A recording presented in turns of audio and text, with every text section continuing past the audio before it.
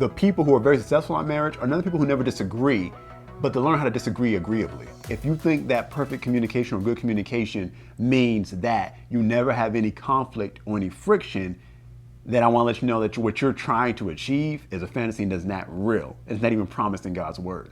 Matter of fact, conflict is a part of development.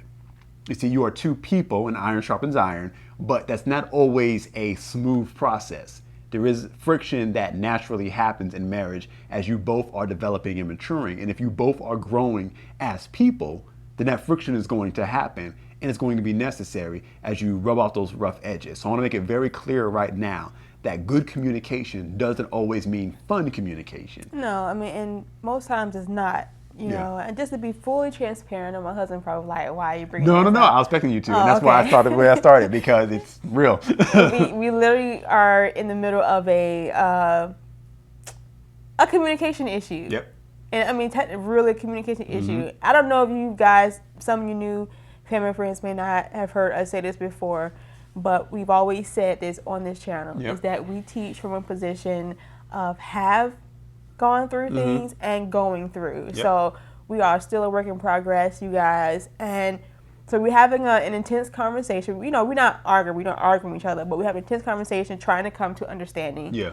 And, you know, we both have different ways how we process information and how we process our emotions, how we process everything.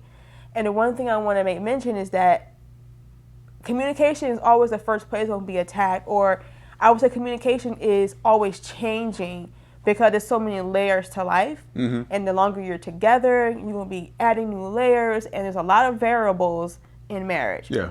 There are some consistent things, but,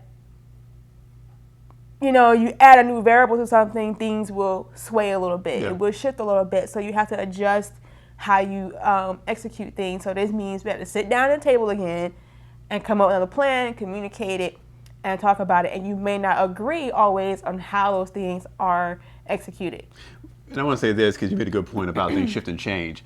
I think when people get to know each other and they're dating or whatever and leading to getting married, they figure out whether or not they're compatible or they get along based on how they deal with each other in the happiest moment of their lives.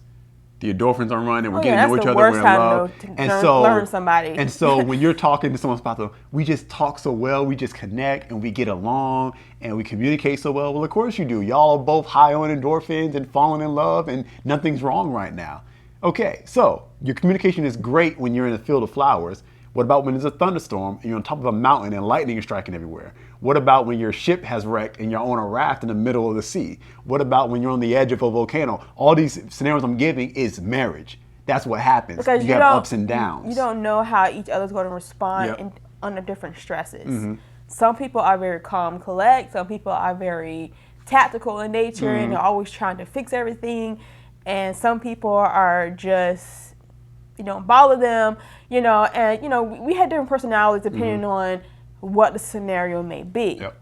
My husband is a problem solver. Yep. He likes to expedite things and he likes to just bulldoze through the problem. And I am more of an analyzer. Like, I want to get down to the root of the problem. That's, you know, like the emotional side of it, more on a psychology level type. Less back. That's what I want to do. And sometimes I need to sit with it for a while and process it and mutter over it. And he doesn't really get that. You know, it's not really his style. So learning how to make room for each other's way of processing, that's a lot of times where you get the conflict of communication breakdown. Because depending on who you are, you may assume that your spouse doesn't care. They're mean, they're brash, or they just don't care. You know, all those things can come as a temptation to you to believe about your spouse. But that's why you have, and the conversation that we had right before we hit live is one that we've had multiple times. Yep. Okay? So you may have to have the same conversation over and over and over again. And each time you talk about it, you will get new revelation. You get a new layer. A new layer of revelation about the solution. And at some point, you will get a solution, and it will be one of the things that you can check off your list as, okay, we've mastered that. You know, and that's the whole thing about learning how to master your marriage. Yeah. You're not going to get this overnight. You know, some things may come quicker than other things, depending on what it is. So we have a whole list of things that, this is how we handle finances, how we handle this, this is how we handle that. But this is one little thing right here that we're working on right now. We still are adding layers to the process until we get to the total solution, and we be able to check it off the list. We're still in love, guys. Don't worry about it. Yeah. Well, let me reframe that, because you mentioned how being a work in progress and everything, but you got to understand is that what we're talking about, you know, going through those rough spots communication is just the life of marriage. There is no other side of it. Yeah. And I don't want to bring a downer on anybody, but you got to understand, because I think sometimes people feel like, well, we just disagree all the time, and it's like, well, you're going to do that until y'all learn to come to agreement. But you have to also understand that that's just a part of life. And so the people who are very successful in marriage are not the people who never disagree, but they learn how to disagree agreeably. Right. People who learn how to respect their spouse. And this is very important, because what we all do by nature, let me give you an example. My son, he's a toddler, okay? So he gets a free pass on this. But he is very self-centered. Very. Any baby that's born on this earth is self-centered. At a certain point, before their brains fully develop, they don't even grasp that other people are people. They see everything as objects. They don't have empathy. And so they'll run up on another toddler and snatch them out their hands because they want it. And they're not being mean. Listen very close to what I'm saying. They're not being mean. They're just taking what they want, and they don't even grasp that they are hurting someone else's feelings. Yeah. So it's not even like, oh, you're bad. It's just they don't even get it. It's like to be trained and taught to get it. Okay? So now I want you to take that example of how children are and then apply that to every human being on this planet, including yourself. Because we are all like that. We see the world through our lens and our perspective alone. And we are so convinced of our perspective. And just like toddlers, we don't grasp that there are other people who think differently from us and who feel differently from us, that when something happens, we immediately, it's the reason why when someone cuts you off on the road, you get angry, start yelling at them. Why? Because your perspective is they did it on purpose or they were not paying attention. There's also 12 billion other reasons of why that could have happened. But you zero in on the one or two that you are convinced it is from your perspective. You never met this person, you never talked to them, and you never will talk to them. But you respond to them based off of your perspective without even grasping the idea, the remote infinite possibilities of this universe that something else could have happened that has nothing to do with you. Because naturally, we're all self-centered. Yeah. And so you get married to someone and you've got 20, maybe 30 years of experiences. And what you do is you go into marriage with this other person who has their own set of experiences that have nothing to do with yours. And so when they respond to what you say or do something differently from you, you immediately decide this is why they're doing it. And when you go into communication with them, you tell them about themselves and say, well, this is why you're just being this, you're just being that. That will always shut down communication immediately. And so you have to learn and make a conscious decision, a choice to not be self-centered and to lose your self-centered perspective. And in your communication, your goal should be to try to understand their perspective. It doesn't mean their perspective is correct. It doesn't mean they're always right, but it does mean that their perspective is valid because they're a human being and it is theirs. Yeah, because it is what it is. Yeah. I mean, how a person was raised, their background, what they've been through, all those things shape a person's perspective and how they approach life. Yeah. So that's their truth at this time. Now, their truth may be not the truth. Yes. Okay, but that's their truth for now, and that's what they're holding on to. So you're trying to beat them down. That's the incorrect way. You're not going to make any progress that way, and they're going to just and now you're becoming part of their truth now, okay? And you're continuing to prove themselves. You're proving to them that they're right. Yeah. So learning how to effectively communicate with one another is very essential, and it takes practice. Knowing how to communicate does not mean that, or knowing how to communicate well does not mean that you have a good vocabulary. My husband knows a lot of words, and he's pretty decent vocabulary, and he can say some of these words. I'm like, where does this word come from? Like, I need a dictionary sometimes to understand what he's saying. Okay, but that doesn't mean that he's a master communicating. You know, It definitely wasn't. My God, no. And sometimes, depending on who you are, that could be condescending sometimes. Sometimes you gotta learn to, I'm not saying you gotta be unintelligent and never talk down to a person, okay? But the only example I can say is, I worked behind the chair. I was a stylist for almost 20 years, and I have dealt with a lot of personalities. Like, some days I would come home and feel like a schizophrenic because I would go from one extreme to the next. Like, I have clients that were super chill, super quiet, didn't want anything, and I could not read their expression. It would freak me out. Okay, and then I would have the real home girl, whatever, and I found myself kind of going through different modes to communicate with them. I had to learn how to adapt to that person in order to understand them and so they can understand me. Now, I know my stuff. I know the science behind hair. I know all this stuff. And I can remember when I first started doing hair, I wanted people to understand that I am an educator and I know my business. I would use all these technical jargon and stuff, and people look at me like, oh, you could just told me my ends need to be trimmed, or you could just said that. And it would bother me when they would kind of do that. They were like, oh, you should have just said it that way. Sometimes you don't need to let people know just how smart you are or how many words you know, because that can be condescending and you putting up a wall, and before you know, nobody wants to deal with you because you put up this air like I have it all together when you really don't. Yep. So you know what? I learned how to communicate the same knowledge that I have in a way that was palatable and that they could understand. Because the objective for me was that my client was educated. Yep. And that they understood the process so they could trust me. So it was very important what you said there. There's two things I want to say. You made two good points. But one of them was that I want to build on what you just said was, and it's this: words are a tool that you can use to build up or destroy. And you can break someone down with your words, or you can build them up. So in marriage, obviously, the effort should always be in every conversation to build up. And that sounds easy to say, but I want you to think about all the conversations you have with your spouse and how many times you were trying to hurt them, damage them, belittle them, trying to get back for yourself because you felt they did the same to you. And you realize, wow, I've been using my words as a weapon. All right. And then the other thing that I want to scoot back on what you were talking about, the whole truth thing.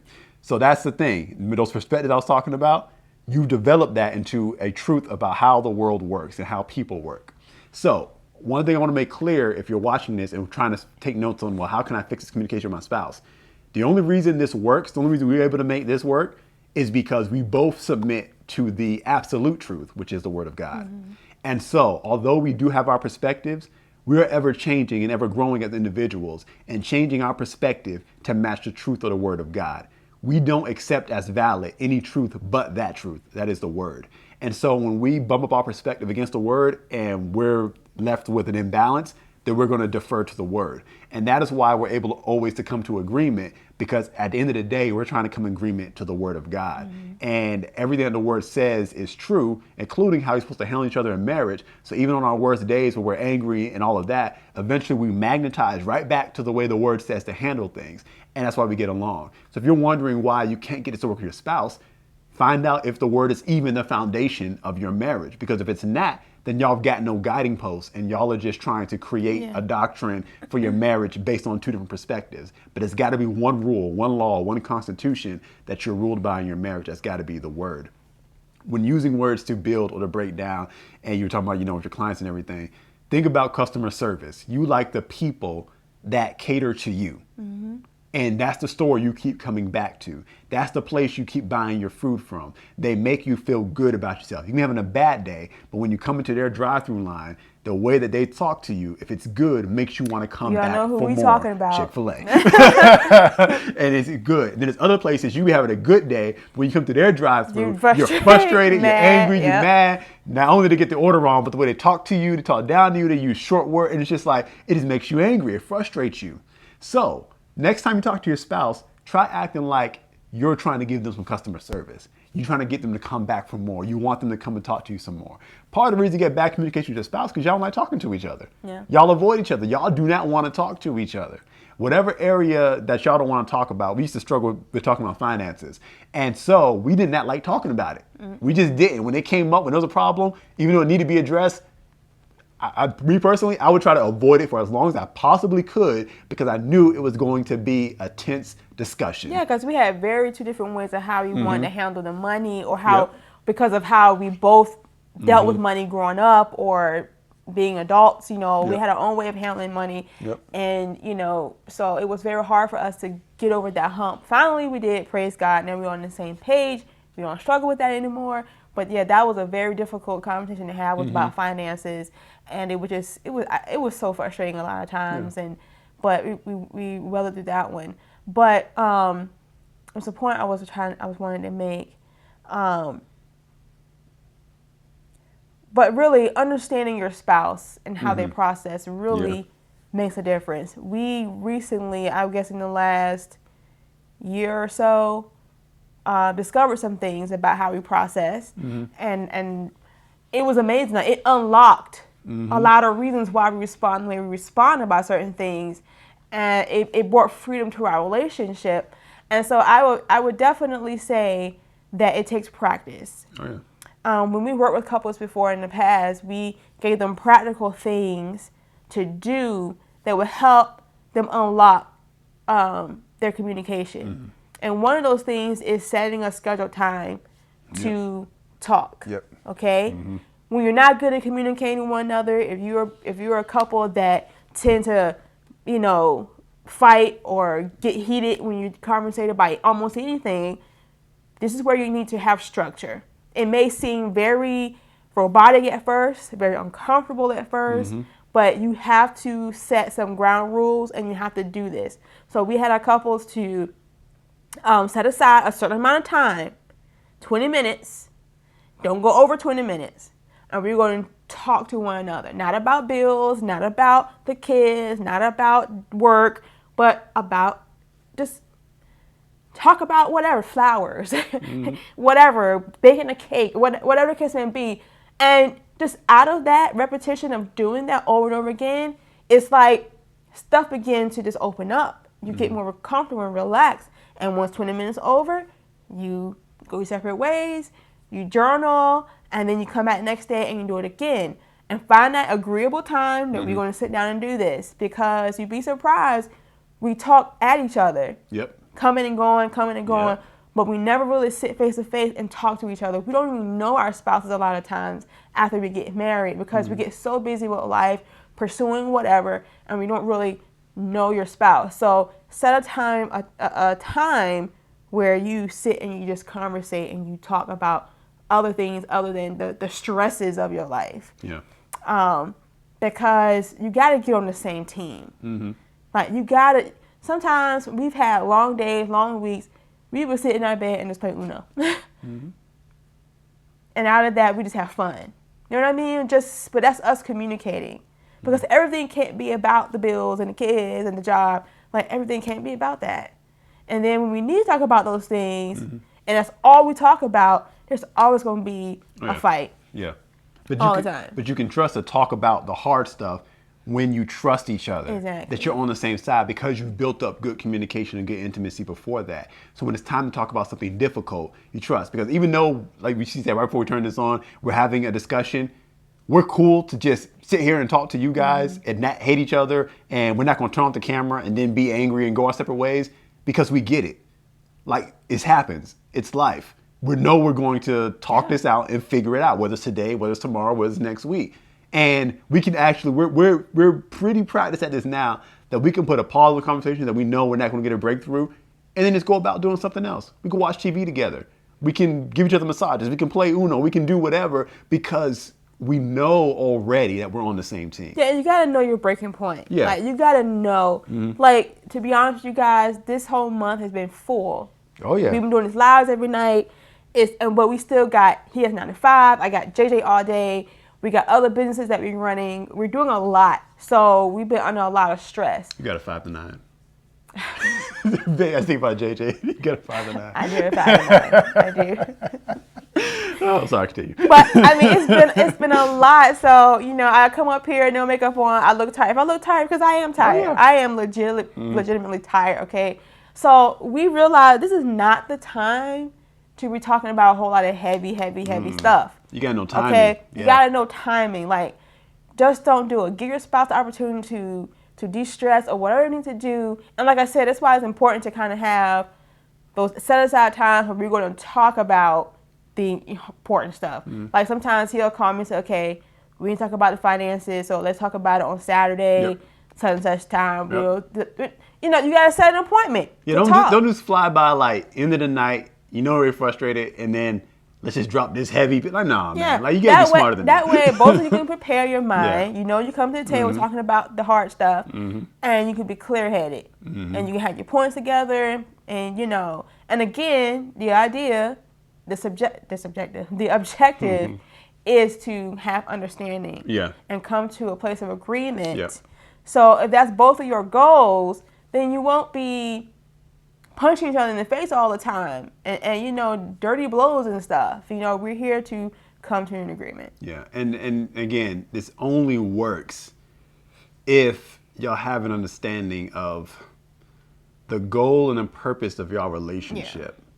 Because at the end of the day, the reason why it's not, neither of us is willing to accept just being mad at each other for any length of time and just not getting along is because there's a greater purpose and destiny for our relationship that goes beyond just our personal feelings. So even when we're in our feelings for 30 minutes, it's not going to go much longer than that because we know there's something bigger than ourselves that we're handling. And I think that's really the core key to communication or desire to have great communication is having that purpose and goal for your marriage and know what that is. Unfortunately, a lot of couples don't have a purpose or an aim for their relationship. So it's que sera, sera, whatever will be, whatever comes, you know, no real focus at all. So for us, it's not an option for us to be at odds with one another for long periods of time. It's not an option for us because we have a very, very specific goal for our marriage.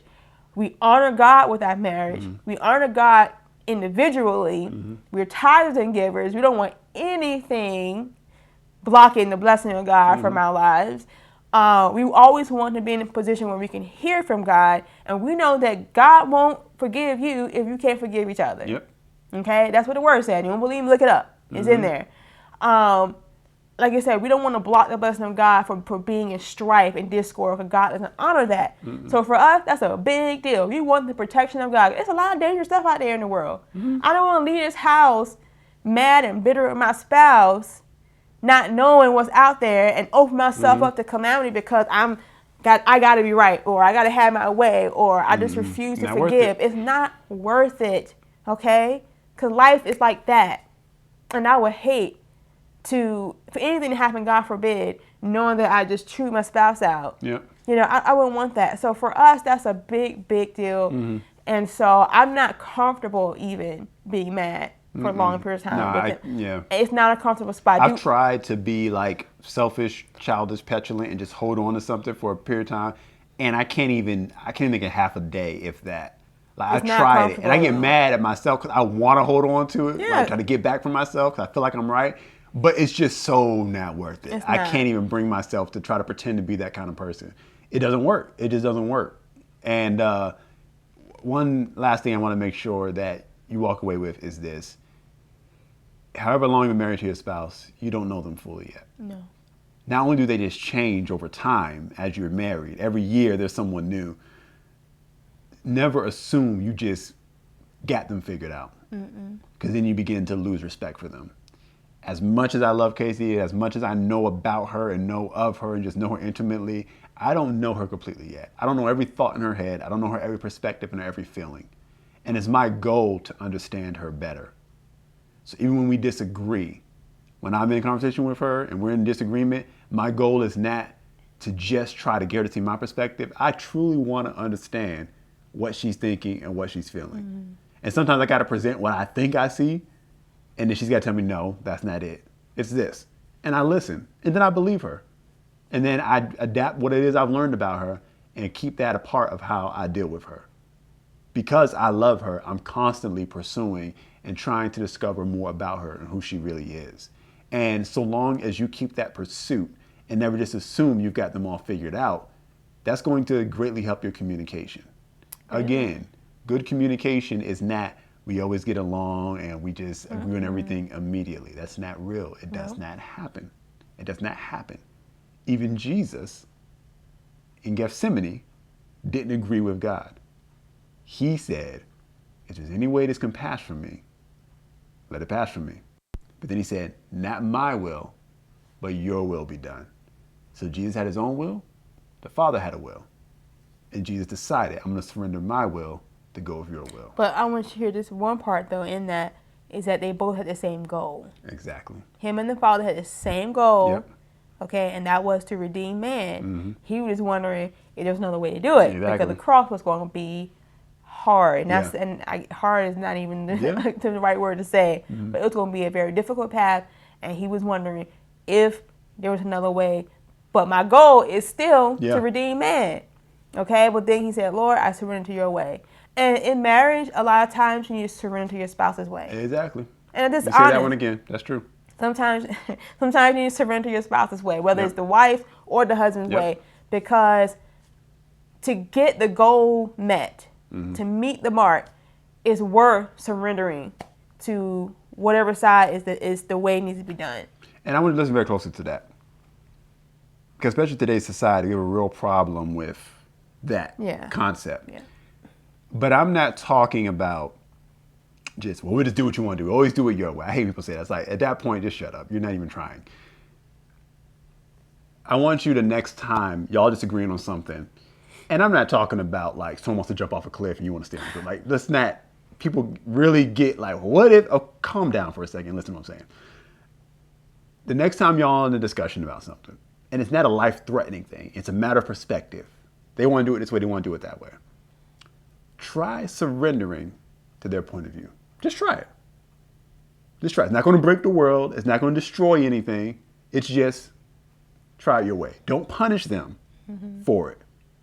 Don't say something to make it where it's like, well, I really want to do it this way, but we just going to let you do it. No, don't do that. Gracefully surrender and say, okay, I see what you're saying.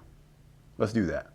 Let us do that. Not you go do that. Let us do that. And surrender to their way. And you'll learn something about yourself and about them, because you'll see them from a different perspective if you let them take the lead on a decision once. And if it doesn't work out, don't punish them for it. Don't attack them for it. Don't make them feel small. Just say, it's okay. We made this decision. We'll try again. Let's try it another way. Because it is a we decision. You're in the same team, and you gotta keep that in mind. You're the team. Yep. It's no I in team. So cliche, but there is no I in team. It is us. We made this choice. We decided on that. We came to this. We doing it. So if it doesn't work out, okay, we gonna come to the table and we gonna try again. You got to make a move. You're playing sports. You're drawing up plays. There's multiple options of how you can try to figure this out. Which play to get the ball to the basket. You got to pick one. Okay, and sometimes the one you pick don't work. That also doesn't mean that the other way was necessarily going to work either. We'll never be able to go back in time and see, but maybe that wouldn't have worked either. Maybe neither way would have worked. Because it's so many variables. If you use an example of a basketball team, you really don't know what the other team is going to do. Because they're doing the same thing you're doing, trying to plan, trying to figure out defense and everything. So you don't really know what's going to happen. So your plan may not work because there's other variables out there that's coming against your plan.